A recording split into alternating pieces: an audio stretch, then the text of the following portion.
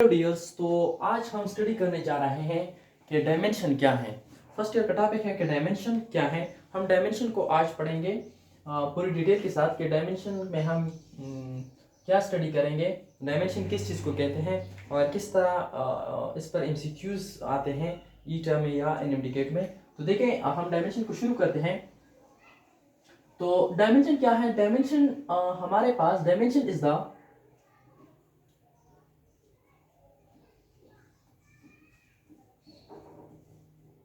dimension is the nature of physical quantity।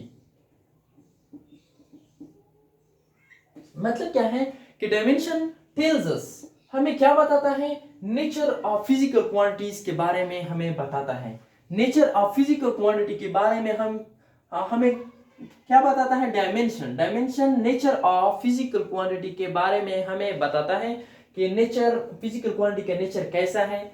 कि इसमें length जो है, लेंथ इसमें हम कुछ डिनोट इस तरह करते हैं कि लेंथ को इस तरह डिनोट करते हैं, मास को इस तरह करते हैं m में इस तरह ब्रैकेट में बंद करते हैं, l को इस तरह ब्रैकेट में बंद करते हैं। जिस तरह टेम्परेचर को K के साथ मतलब कि केल्विन को इस तरह बंद कर देते, करंट को किस तरह करते हैं? एम्पेयर। और इसके साथ साथ टाइम जो है कुछ t के साथ t ब्रैकेट में बंद कर देते हैं। हम इस तरह ये डिनोट करते हैं ये सारे के सारे। तो डायमेंशन किस के बारे में बताता है? Dimension tells us about the physical quantity, nature of physical quantity के बारे में हमें डायमेंशन बताता है कि डायमेंशन इसका क्या है और क्या नहीं है। तो चलो आगे चल के देखते हैं कि डायमेंशन को किस तरह हम फाइंड आउट करेंगे। देखें, डायमेंशन, लेट्स सपोज अगर हमें वेलोसिटी गिवन है या फिर स्पीड गिवन है, वेलोसिटी या फिर स्पीड हमें गिवन है। देखें, वेलोसिटी का हमें फॉर्मूला है स्पीड का s divide by t। s में क्या है? डिस्टेंस मींस लेंथ, t क्या है? टाइम। तो देखिए, s की जगह मैं l को पुट करूंगा, ब्रैकेट में बंद कर दूंगा, और इसके साथ साथ t क्या है? टाइम। मतलब अगर मैं इसको ऊपर ले जाऊं तो ये +1 इधर है तो ये -1 बन जाएगा, t ब्रैकेट में बंद कर दूंगा। या तो हम इस तरह लिखेंगे, इस तरह, या फिर इसमें हम मास को 0 ले लेंगे, t हमने डायमेंशन का वो नहीं बताया कि किस तरह डिनोट करेंगे। डायमेंशन को हम इस तरह डिनोट करते हैं, डायमेंशन को mlt +-x +-y। थोड़ा सा गैप देके लिख लेता हूं, फिर आप लोग समझ आ जाएगा। mlt देखें, +-x +-y +-z, इस तरह हम डिनोट करते हैं। ये x जो है, ये y जो है, ये z है, x y z 0 1 2 ये वैल्यू हो सकते हैं x y z के ये वैल्यू हो सकते हैं। तो देखें, इधर m की क्या वैल्यू है? 0, l की +1 t की -1, ये प्लस माइनस ये सारे वैल्यू इंटीजर्स में हो सकते हैं। प्लस माइनस इस तरह इधर इसलिए नहीं लिखा क्योंकि इधर मैंने ऑलरेडी लिखा हुआ है। तो देखिए, हमने वेलोसिटी का फाइंड किया, क्या dimension? The dimension of velocity या स्पीड इज lt-1। तो देखिए, डायमेंशन ऑफ एक्सीलरेशन, हम एक्सीलरेशन को फाइंड करते हैं। एक्सीलरेशन का फार्मूला क्या है? v divided by t।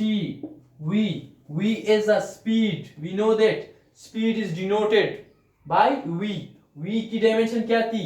lt-1। इसकी जगह हम क्या लिख सकते हैं? lt-1। लेकिन नीचे क्या है? टाइम है। तो देखे, अगर ये टाइम है -1 और इसको ऊपर ले जाऊं तो क्या बनता है? lt-1 lt-1। ये टी ऊपर चला गया, माइनस टी बन गया। तो देखें टोटल एक्सेलरेशन का क्या डायमेंशन क्या हो जाएगा, देखें एल टी माइनस टू, या तो हम इस तरह डिनोट कर सकते हैं या फिर एम एस में जीरो ले लेंगे, zero L T minus to. ये किस चीज का डायमेंशन है, it is the dimension of acceleration, ये एक्सीलरेशन की डायमेंशन है। फिजिकल क्वांटिटीज का डायमेंशन होता है, फिजिकल क्वांटिटीज का डायमेंशन होता है, लेकिन कुछ क्वांटिटीज हैं जो डायमेंशनलेस हैं, हम लास्ट में उसको स्टडी करेंगे। तो देखें स्पीड का क्या डायमेंशन था, L T minus one, acceleration, acceleration की क्या डायमेंशन थी, L T minus to.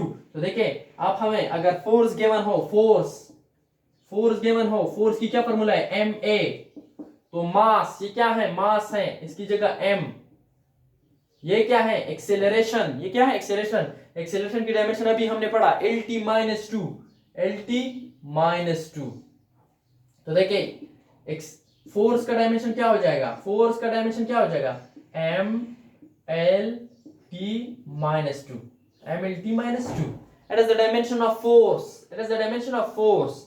MCQs में आ सकता है कि फोर्स की डायमेंशन क्या है, तो आप इस तरीके से आप मालूम कर सकते हैं, लेकिन याद रखे इस तरह ना हो आपको कंफ्यूजन में डाला जाए कि ग्रेविटेशनल फोर्स का डायमेंशन क्या होगा, यही होगा।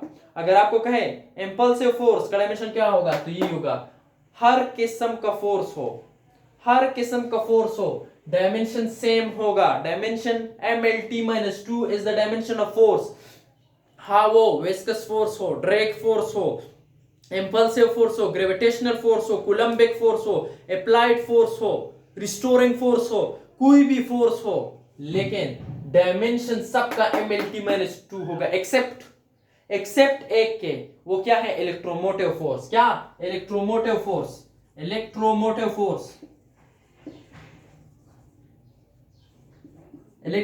फोर्स ये असल में फोर्स नहीं है। Electromotive force is actually not a force, ये एक्चुअली फोर्स नहीं है, it is not a force, ये फोर्स नहीं है। तो ये क्या है, it is electromotive force, it is actually what, it is actually potential. ये क्या है एक्चुअली, ये एक्चुअली पोटेंशियल है, जो वी के साथ हम कैपिटल वी के साथ हम डिनोट करते हैं, कैपिटल वी के साथ हम डिनोट करते हैं। इसकी फॉर्मूला क्या है, V, capital V, work done per unit charge, work done per unit charge. तो देखें हमने फोर्स की डायमेंशन को फाइंड किया हुआ है। इलेक्ट्रोमोटिव फोर्स, सारे फोर्सेस जो होते हैं, impulsive force, drag force, restoring force, applied force, viscous force, कोई भी फोर्स हो, dimension will be same mlt minus 2, while except electromotive force, because it is not actually a force, it is a potential, it is actually potential, we can denote it by capital V, and his formula, work done per unit charge, we know the force, the formula of the dimension of force, so we also know that the work done is equal to force multiplied by displacement, force multiplied by distance or displacement. तो देखिए we know the dimension of force, put it here, m l t minus 2, it is the dimension of force, and d is the displacement, which is length, put it here. So we get from it what, ml square t minus 2 plus 1, it will add up. So ml square t minus 2 is the dimension of work, so we will put it here. So we get ml square t minus 2, that is the dimension of work done. Now put the dimension of charge, the dimension of charge is a current, ampere,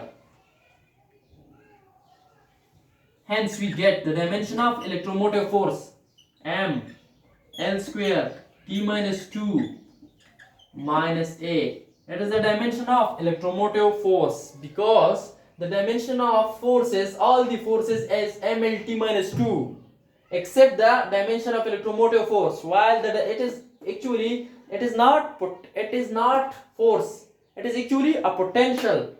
So we will find the dimension of electromotive force, which is actually potential.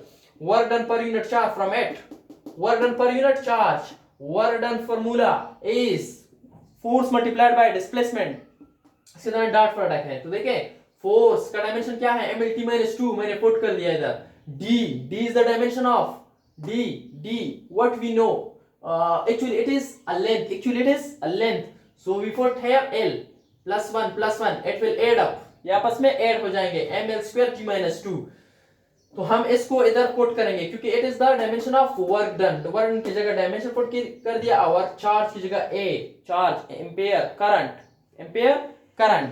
तो इससे ये आ गया, इससे ये आ गया.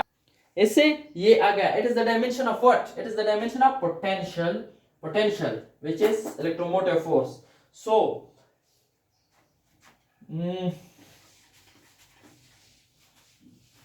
उम्मीद है समझ आ गई होगी. तो देखें, अगर आपको एमसीक्यूज दिया जाए, द रेशो, एमसीक्यूज में the ratio of dimension of Coulombic force to Drake force will be what? आपको दे दिया गया हो इधर A option 1:2, B option A:T, C option 1:1, D option 2:1. तो देखिए आपने देखना है किसको, दोनों फोर्स हैं, ये भी फोर्स है, ये भी फोर्स है, दोनों क्या हैं, फोर्स हैं, दोनों फोर्स हैं. अगर दोनों सेम है, फोर्स है, तो रेशियो से क्या बनेगा, दोनों सेम हैं, तो फोर्सेस हैं F divided by F, mlt minus 2 divide by mlt minus 2. तो क्या बनेगा, ये आपस में कैंसल आउट, 1:1. हमेशा याद रखें तमाम फोर्सेस का डायमेंशन सेम है सिवाय इलेक्ट्रोमोटिव, क्योंकि इट इज पोटेंशियल. इस तरह एमसीक्यूज दे सकते हैं. तो दूसरी किस तरह देगी, देखें.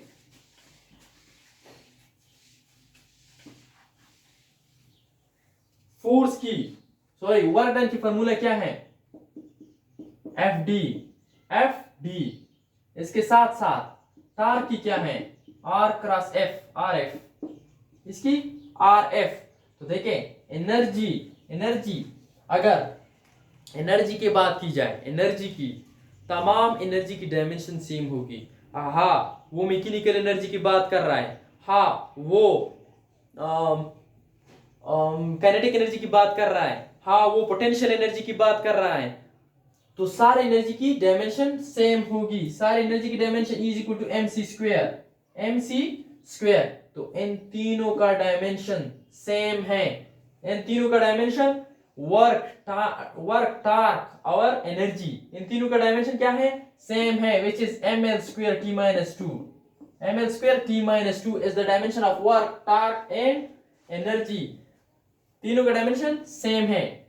ml² t minus 2 dimension will be same for work, torque and energy. So इन तीनों का डायमेंशन इस तरह एमसीक्यूज दे सकते हैं कि which of the following pair has same dimension, इस तरह दे सकते हैं कि कौन से पेयर का डायमेंशन सेम है. ए में दिया गया होगा, ए में वर्क फोर्स, बी में दिया गया होगा फोर्स टार्क, सी में दिया गया होगा वर्क टार्क. तो आपको फाइंड करना होगा वर्क और टार्क का सेम है. तो आप इस तरह एमसीक्यूज आ सकता है. Which of the following pair his same dimension.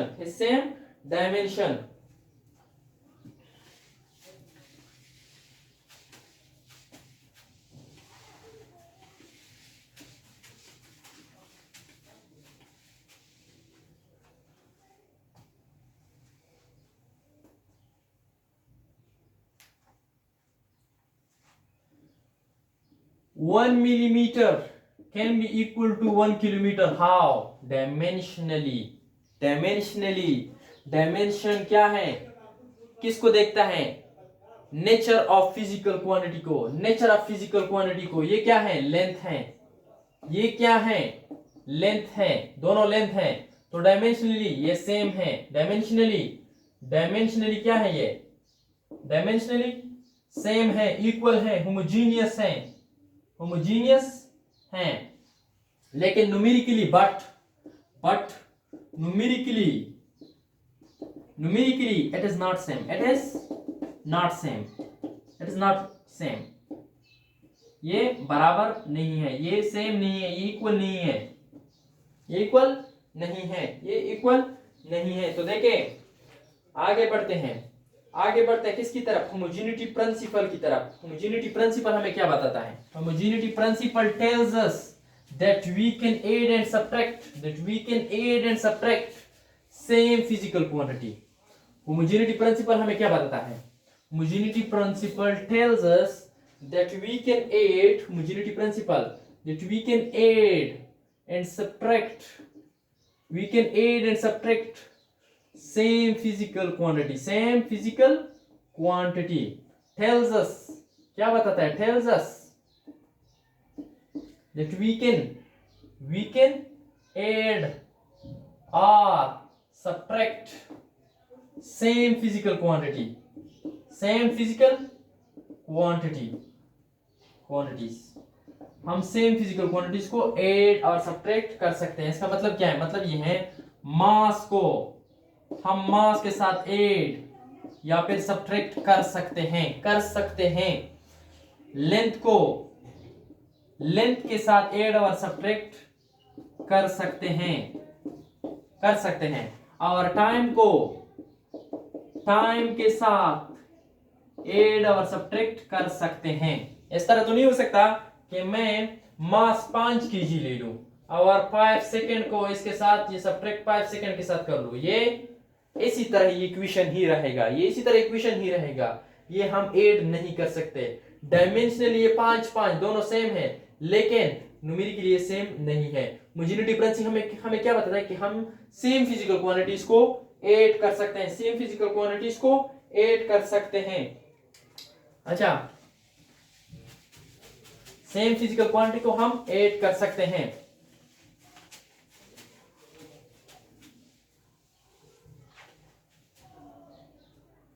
अच्छा, physical equation will be dimensionally homogeneous. Physical equation will be dimensionally homogeneous. F8 has same dimension of both sides. जब दोनों साइड पर डायमेंशन सेम आ जाए तो हम उस इक्वेशन को क्या कहते हैं? Homogeneous equation. लेट सपोज मैं एक ले रहा हूं, E is equal to mc². E की क्या है? ml² t-2. E था ना? ml² t-2. तो इस साइड से अगर ml² t-2 आ जाए, इस साइड से और इस साइड से दोनों से सेम आ जाए, तो ये डायमेंशनली करेक्ट है. इसको हम क्या कहते हैं? Homogeneous equation. अच्छा, एक एमसीक्यूज है इस होमोजेनिटी प्रिंसिपल पर. एक एमसीक्यूज देखिए, अगर a homogeneous equation f is equal to xt plus y divided by z plus d. तो इसमें हम देखते हैं where क्या? t is a time. t क्या है? टाइम है. d is a distance. d क्या है? डिस्टेंस है. while xyz is unknown parameter. क्या है? unknown parameter है. unknown parameters. then what would be the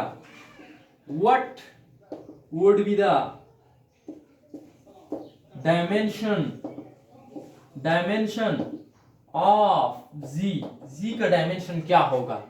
homogeneous equation F which is force, equation of force इधर ऐड करें of force, F is equal to xt plus y divided by z plus d, where t is a time, d is a distance, while x, y, z is unknown parameter. Then what would be the dimension of z? तो z का dimension या z का dimension क्या होगा? तो आपको पता होना चाहिए, आपको ये पता होना चाहिए। क्या पता होना चाहिए? तो ये पता होना चाहिए कि हम ऐड कर सकते हैं होमोजेनिटी प्रिंसिपल से। हमने अभी पढ़ा होमोजेनिटी प्रिंसिपल से, हमने क्या पढ़ा? ये पढ़ा कि हम ऐड कर सकते हैं या सब्ट्रैक्ट कर सकते हैं दो सेम फिजिकल क्वांटिटी को। सेम फिजिकल क्वांटिटीज को हम मास के साथ, लेंथ के साथ, लेंथ के साथ। तो देखें डिस्टेंस, ये क्या है? डिस्टेंस। हमने भी क्या पढ़ा? d इज अ डिस्टेंस, देखना है। तो हमने ऐड किया हुआ है, मतलब जी भी है हमारे पास, डिस्टेंस है, जी भी हमारे पास डिस्टेंस है। होमोजेनिटी प्रिंसिपल से हमने क्या पढ़ा? होमोजेनिटी प्रिंसिपल से हमने ये पढ़ा कि हम ऐड कर सकते हैं दो सेम फिजिकल क्वांटिटी को, सेम फिजिकल और क्वांटिटी को हम ऐड और सब्ट्रैक्ट कर सकते हैं, ऐड और सब्ट्रैक्ट कर सकते हैं। तो देखिए d के साथ मैंने जी को ऐड किया हुआ है। जब ऐड किया हुआ है तो मतलब ये दोनों सेम फिजिकल क्वांटिटी है। सेम फिजिकल क्वांटिटी का मतलब अगर ये डिस्टेंस है तो ये डिस्टेंस है, अगर ये टाइम है तो ये भी टाइम होगा। तो d मेरे पास डिस्टेंस है तो z भी डिस्टेंस है। देन d का डायमेंशन क्या है? आपको पता है, लेंथ का डायमेंशन l, तो z का डायमेंशन क्या होगा? l होगा। देखें दूसरी एमसीक्यूज किस तरह?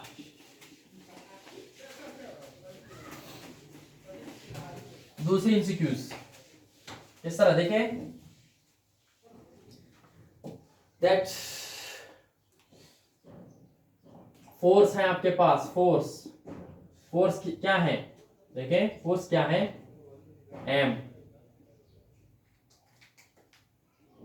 m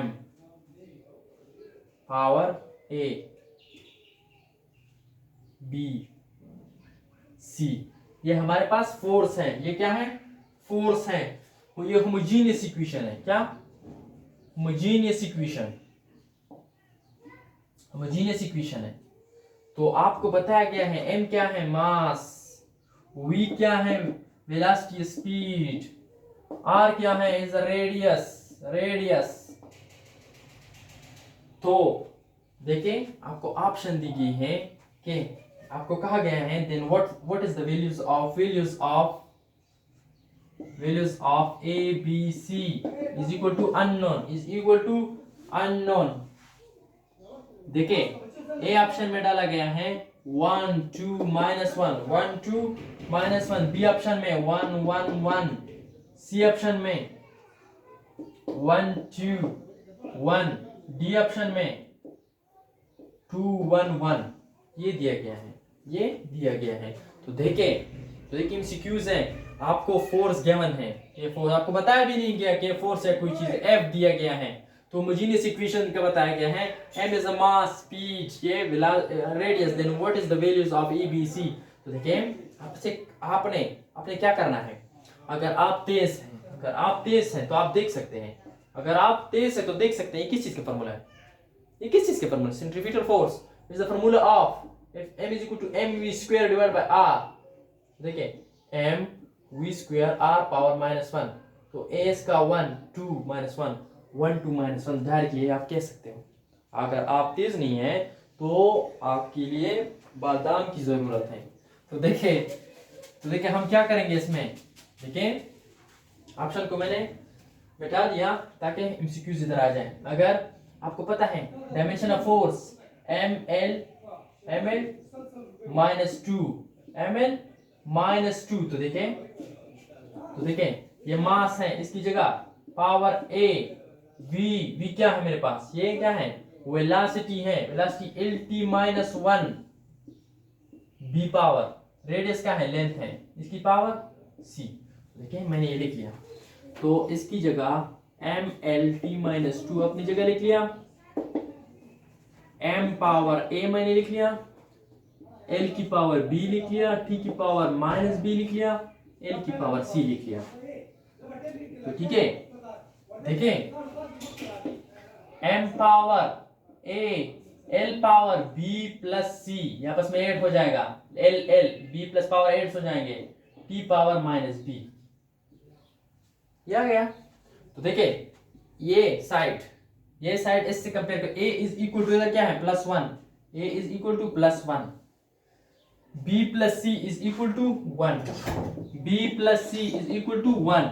देखिए टी इधर टी माइनस बी किस चीज के बराबर है, minus B is equal to -2 के बराबर, तो बी किस चीज के बराबर होगा 2, बी किस चीज के बराबर है 2, इधर पुट कर दे 2 plus C is equal to 1, C 1 minus 2 -1 आ गया, सी की वैल्यू -1, सी की वैल्यू -1, ए की वैल्यू +1, बी की वैल्यू +2। तो ये ती वैल्यू डायरेक्टली आप रिपीटर कोड से निकाल सकते हैं, निकलवा सकते हैं, लेकिन अगर आपको नहीं पता तो ये प्रोसेस आपको करना होगा, ये प्रोसेस आपको करना होगा। अच्छा, इसके बाद चले जाते हैं डायमेंशनलेस क्वांटिटीज, डायमेंशनलेस क्वांटिटीज। तो देखें डायमेंशनलेस क्वांटिटीज किसे कहते हैं, उम्मीद है ये समझ आ गई होगी। डायमेंशनलेस क्वांटिटीज की तरफ जाते हैं, डायमेंशन नाम से ही जाहिर है, डायमेंशनलेस क्वांटिटीज वो क्वांटिटी जिसका डायमेंशन नहीं होता, वो क्वांटिटी जिसका डायमेंशन नहीं होता, जिसका डायमेंशन नहीं होता, उसे क्या कहते हैं dimensionless quantity, dimensionless quantity, dimensionless quantities, dimensionless quantities. तो देखें वो क्वांटिटी जिसका डायमेंशंस नहीं होती, which has no dimension, जिसका डायमेंशंस नहीं होती। तो देखें जिसका डायमेंशन नहीं होती वो डायमेंशनलेस क्वांटिटीज कहलाए जाते हैं। अच्छा, तो डायमेंशनलेस क्वांटिटीज में क्या क्या आते हैं, मैं इधर लिख लेता हूं, जिस तरह नंबर्स हैं, नंबर्स उसकी डायमेंशंस नहीं होती, नंबर्स के डायमेंशन नहीं होती, जिस तरह पाई जो है इसका डायमेंशन नहीं है, एक्सपोनेंशियल फंक्शन, इसके अलावा इसके साथ साथ हम लिख सकते हैं स्ट्रेन, इसकी डायमेंशन नहीं होती, इसके प्लेन एंगल, सॉलिड एंगल, ये क्या है, ये इसकी dimensionless quantities are dimensionless quantities, the dimensional, ये क्या है डायमेंशनलेस क्वांटिटीज है। तो डायमेंशनलेस क्वांटिटीज किसे कहते हैं, जिसकी डायमेंशन नहीं होती, इनकी डायमेंशन नहीं होती, लेकिन नोट करें, इट इज नॉट नेसेसरी, ये जरूरी नहीं है, that the dimensionless quantities has no units, ये जरूर नोट करें, डायमेंशनलेस क्वांटिटीज के लिए जरूरी नहीं है कि उसकी यूनिट नहीं होगी। यूनिट इस तरह क्वांटिटीज हैं जिसकी यूनिट है, लेकिन इसके बावजूद इसकी डायमेंशंस नहीं है, इसकी डायमेंशन यूनिट्स हैं लेकिन डायमेंशन लेस क्वांटिटीज हैं।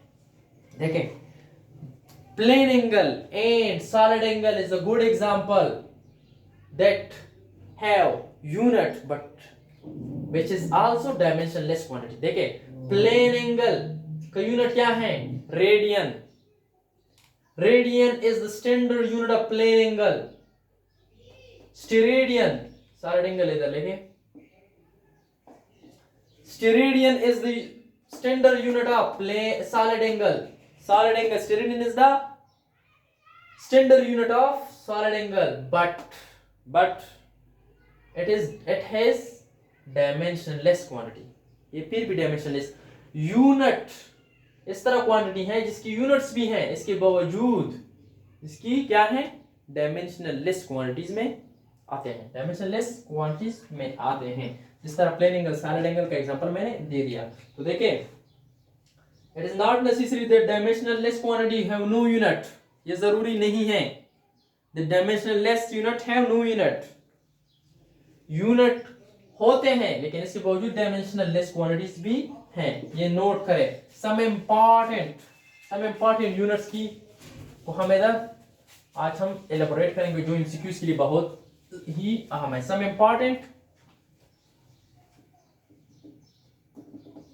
इंपॉर्टेंट यूनिट्स देखें, पहले हम लेंथ की बारी, लेंथ को पढ़ते हैं। लेंथ के लिए यूनिट्स इस तरह 1 इंच 2.54 सेंटीमीटर, इस तरह 1 मीटर 3.28 फीट, इस तरह 1 yard 3 feet, approximately equal to 1 metre. तो देखिए, ये थे इसकी unit 1 light year. 1 light year 9.46 × 10 to the power 15 metre. That is the 1 light year. 1 light year किसे कहते हैं? Distance traveled. Distance traveled by light. Distance traveled by light in vacuum. In vacuum in 1 year. एक साल में vacuum में light कितना travel करेगी उसे 1 लाइट ईयर कहते हैं। जितना इतना 9.46 × 10 to the power 15 metre 1 year, ये यूनिट हो गया। इसके साथ साथ हम लिख सकते हैं 1 माइल कितना है? 1 माइल 1609 मीटर, जो किलोमीटर में 1.60 इतना किलोमीटर हो जाएगा। इतना किलोमीटर हो जाएगा। 1 माइक्रोन हम इधर लिख लेते हैं। 1 micron 10 power -6 metre, 10 power -6 metre. तो इसके साथ साथ एक और है जो कि एंगस्ट्रॉम, हम इधर लिख लेते हैं। एंगस्ट्रॉम, एंगस्ट्रॉम क्या है? इस तरह डिनोट करते हैं 1 एंगस्ट्रॉम। तो क्या है? 10 power -10 metre, 10 power -10 metre. It is ये सारे जो है ये लेंथ की यूनिट है। 1 mile, 1 inch, 1 metre, 1 yard, 1 light year, 1 distance traveled by light in vacuum in 1 year is called 1 light year, which is equal to this one 1 micron 1 angstrom। तो ये है इसकी यूनिट 1 angstrom। तो देखें, इसके बाद हम मास की यूनिट पढ़ते हैं। मास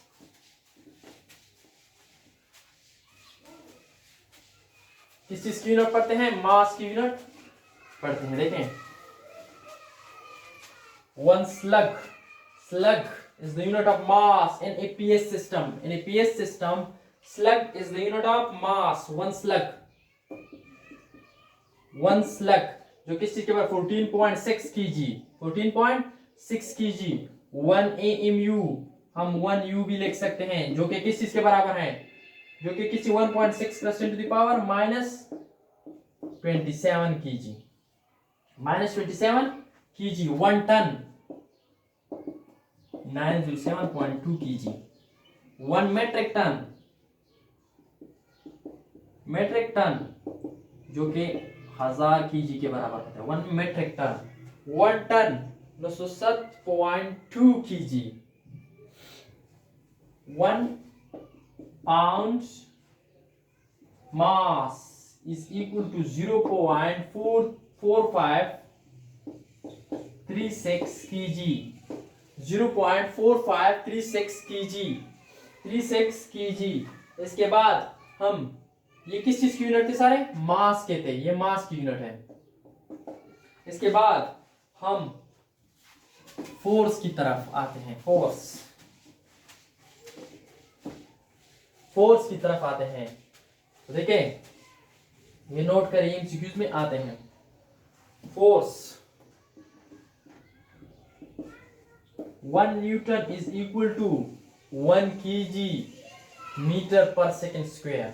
1 kg metre per second square. 1 dyne किस चीज के बराबर होता है? 1 gram centimetre per second square इसके बराबर होता है। तो देखिए, 1 न्यूटन इज इक्वल टू, अगर इसकी कंपेरिजन 10 पावर 5 डाइन। तो देखिए, इन दोनों में कौन सी वाली बड़ी है? डाइन बड़ी है या न्यूटन? न्यूटन्स बड़ी है, डाइन से बड़ी है, डाइन से बड़ी है। तो आगे देखिए, हम एनर्जी की unit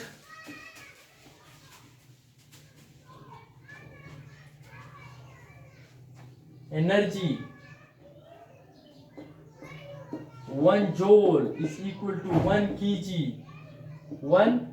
1 joule 1 kg metre square,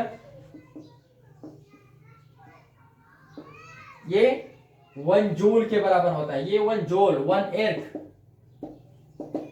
1 gram centimetre square पर सेकंड स्क्वायर।